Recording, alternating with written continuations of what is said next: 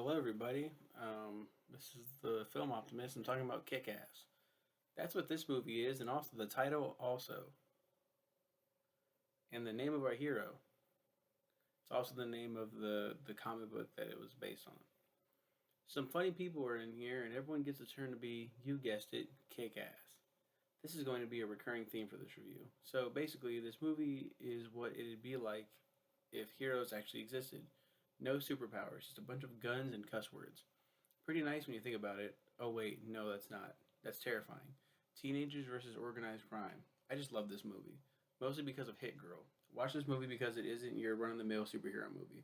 Also, Nicolas Cage is actually good in this movie. I take. I like how I took a dig at Nicolas Cage. Nicolas Cage is fucking phenomenal. I feel like he can be overrated at times, but like, he's such a fucking enigma. I love Nicolas Cage. Um, I'm not ashamed to admit that shit. Why was I trying to be like? I was trying to fit in right there. I didn't tell the story at all. It tells the story of an ordinary teenager, Dave Lazuski, played by Aaron Johnson. Aaron Tyler Johnson, right? Yeah, Aaron Taylor Johnson. Who sets out to become a real life superhero, calling himself Kick Ass. Dave gets caught up in a bigger fight when he meets Big Daddy, Nicolas Cage, a former cop who, in his quest to bring down the crime boss Frank D'Amico,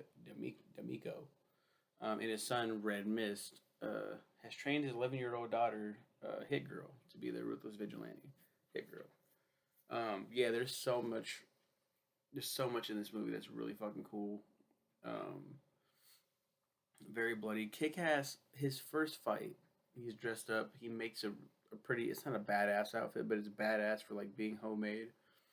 It's like, who the fuck is this guy? And then he goes over and he tries to fight, and he gets his ass royally handed to him. Goes home. He's bloody. He's spitting up. He's like internal bleeding, bruised ribs.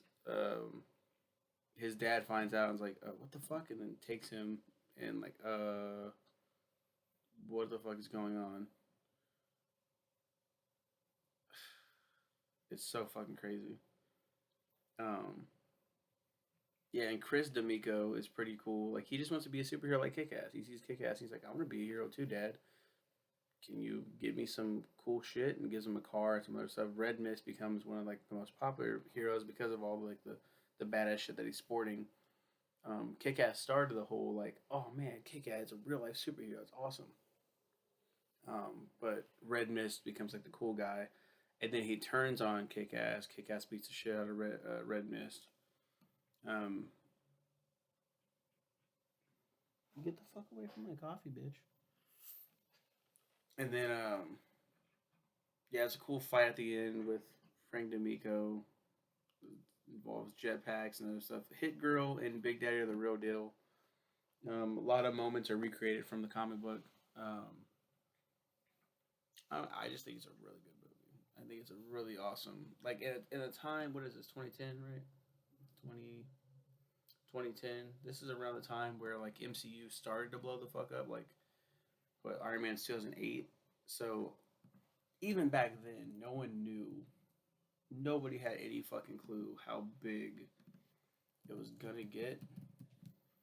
Yeah, the Avengers hadn't even come out yet. Like they were obviously moving up to the Avengers. So I think Kick Ass came out in a really good. There's a small pocket where it wasn't dominated by MCU or the fucking dark cloud that's DC. They were like, here, have this. It's like, wow, what the fuck is this? What the fuck is this? They made a sequel, and I hadn't watched it. I wanted to, but I didn't watch it for a long time. I'll talk about that next week. Thank you guys for watching this video and my review of Kick Ass. It's a film that's like its title, it's Kick Ass. Yeah, you guys have a good one as always. Keep being kick ass.